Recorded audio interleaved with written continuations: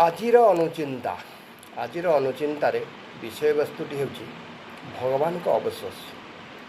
ଯେଉଁମାନେ ନିଶ୍ଚୟ ଆଶ୍ଚର୍ଯ୍ୟ ହେଉଥିବ, ଆରେ ଭଗବାନଙ୍କର ପୁଣି କ'ଣ ଅବଶୋଷ? ହଁ, ବାସ୍ତବରେ ସମ୍ପୂର୍ଣ୍ଣ କଥା ତୁମେ ଶୁଣି ସାରିଲା ପରେ ହୃଦୟଙ୍ଗମ କରିବ, ବାସ୍ତବରେ ଭଗବାନଙ୍କର ଅବଶୋଷ ରହିଗଲା। ଭଗବାନ ଏବେ ପୁନର୍ବିଚାର କରୁଛନ୍ତି। ତାହେଲେ ଚାଲ ବିଷୟଟି ଆଲୋଚନା କରିବା। ଏ ସଂସାର ଭଗବାନ ତିଆରି କରିଛନ୍ତି, ତାଙ୍କ ହାତ ଗଢ଼ା ଏ ସଂସାର। ଇଏ ହିନ୍ଦୁ ଧର୍ମ ବିଶ୍ୱାସ କରେ। ପୁରାଣ ବର୍ଣ୍ଣିତ ବିଷୟବସ୍ତୁ ଆଧାରରେ ଆମେ ମଧ୍ୟ ଏହାକୁ ବିଶ୍ୱାସ କରିବା ଯେ ଏ ସଂସାର ସାରା ଜୀବଜଗତ ଭଗବାନଙ୍କର ସୃଷ୍ଟି। 33 କୋଟି ଦେବାଦେବୀ, ହିନ୍ଦୁ ଧର୍ମ ଅନୁସାରେ 33 କୋଟି ଦେବାଦେବୀ ଏ ସଂସାରରେ ଅଛନ୍ତି। ଠିକ୍ ସେହିପରି ଭଗବାନ କୀଟ ପତଙ୍ଗ ଠାରୁ ଆରମ୍ଭ କରି ଅନେକ ଜୀବଜଗତ, ସମସ୍ତ ଜୀବଜଗତ 33 କୋଟି ଜୀବଜଗତ, ସଂଖ୍ୟାରେ 33 କୋଟି ନୁହେଁ। ପ୍ରାଣୀମାନଙ୍କର ପ୍ରକାର ଭେଦ, କେତେ ପ୍ରକାର ପ୍ରାଣୀ, କୋଟି କୋଟି ପ୍ରକାର ପ୍ରାଣୀ ଭଗବାନ ତିଆରି କରିଛନ୍ତି।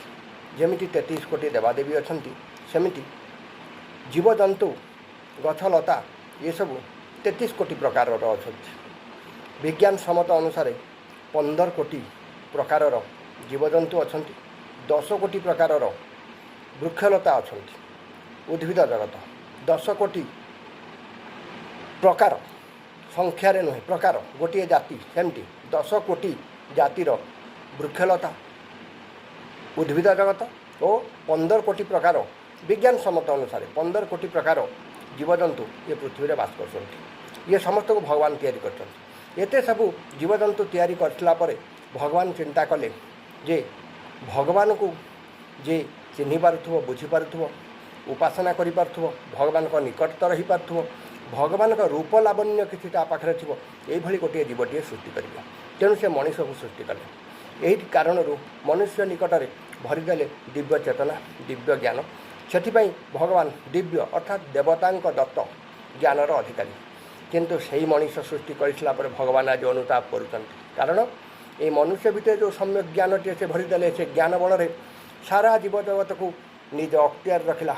ଏପରି ଭଗବାନଙ୍କ ଅସ୍ତିତ୍ୱକୁ ମଧ୍ୟ ବିଶ୍ୱାସ କଲା ନାହିଁ।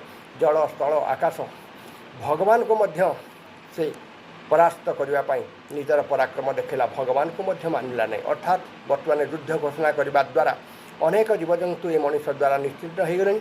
ଏମିତି ସମୟ ଆସିବ ସାରା ଜୀବଜଗତ ଏ ମନୁଷ୍ୟ ପାଇଁ ଧ୍ୱଂସ ହୋଇଯିବ। ତେଣୁ ବର୍ତ୍ତମାନ